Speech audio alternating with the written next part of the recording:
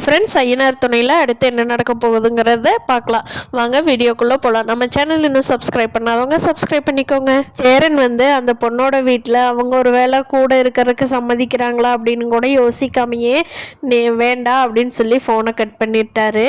தம்பிங்க மேலே சேரனனாக்கும் இவ்வளோ பாசமா அப்படின்னு சொல்லி நிலா அப்படியே ரொம்ப ஆச்சரியப்பட்டு போய் அவங்க 4 பேர்த்தையும் கண் வாங்காமல் பார்த்துட்டு இருக்காங்க. நம்மளோட அண்ணனும் தான் இருக்கானே, அவன் எப்படா இவ சிக்குவா, எப்படா குத்தி கொலை பண்ணலாங்கிற ரேஞ்சுக்கு இப்போ போயிட்டானே. ஃபஸ்ட்டெல்லாம் கூட இப்படி இல்லை, இப்போ ரொம்ப மோசமாயிட்டான் நம்ம அண்ணன். ஆனால் பாரு இவங்க 4 பேர் எவ்வளோ ஒத்துமையாக இருக்காங்கன்னு அப்படின்னு சொல்லி நிலாவே பொறாமப்படுற அளவுக்கு அண்ணன் தம்பி பாசம் இருக்காங்க. பாண்டியனை லவ் பண்ணுற பொண்ணு எப்பவும் போல் காலேஜுக்கு போகும்போது பாண்டியனை பார்க்க வர்றாங்க. அப்போது பாண்டியன் கேட்குறாங்க, எங்கள் வீடு ரொம்ப சின்ன வீடு, ரொம்ப வசதியெல்லாம் இல்லாத வீடு, எங்கள் வீட்டில் வாழ்கிறதுக்கு உங்களுக்கு சம்மதமா அப்படின்னு கேட்குறாங்க.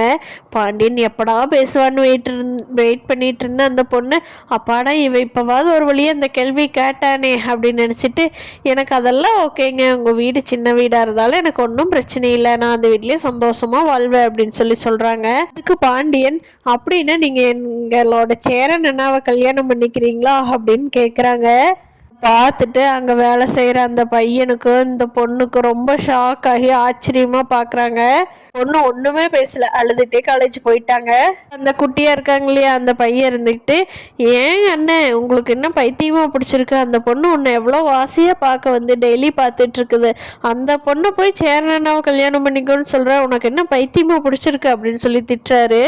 எங்கள் அண்ணனுக்கு கல்யாணமே ஆக மாட்டேங்குது, எங்கள் வீட்டை பார்த்துட்டு யாருமே அங்கே இருக்க சம்மதிக்க மாட்டேங்கிறாங்க, அதனால தான் இவகிட்ட அப்படி ஒரு கேள்வி கேட்டுட்டேன் அப்படிங்கிறாங்க. ஏன்னா உனக்கு பைத்தியமா, அந்த பொண்ணு ஒன்றும் மனசில் நினச்சிட்டு இருக்குது, உங்கள் அண்ணன் எப்படின்னா கல்யாணம் பண்ணு, அறிவு இல்லாமல் ஏதோ கொச்சி மிட்டாய் வாங்கி திங்கிற கதையாக பேசிகிட்டு இருக்கிற அப்படின்னு அவன் பேசுனதுக்கப்புறம் தான் பாண்டியனுக்கே புரியுது நம்ம எவ்வளோ பெரிய தப்பாக கேட்டிருக்கோன்னு. பார்க்கலாம் ஃப்ரெண்ட்ஸ், எப்படியோ சேரன் கார்த்தியாவுக்கு கல்யாணம் நடக்கணும், நிலாவுக்கு மனசு மாதிரி சோழன் கூட வாழணும், பாண்டியனுக்கும் பிரச்சனை இல்லை, பல்லவன் இன்னும் படிச்சுட்டு இருக்கான் சின்ன பையன், இப்படியே கதை நார்மலாக போனால் நல்லா இருக்குன்னு நினைக்கிறவங்க நம்ம வீடியோவை லைக் பண்ணிக்கோங்க.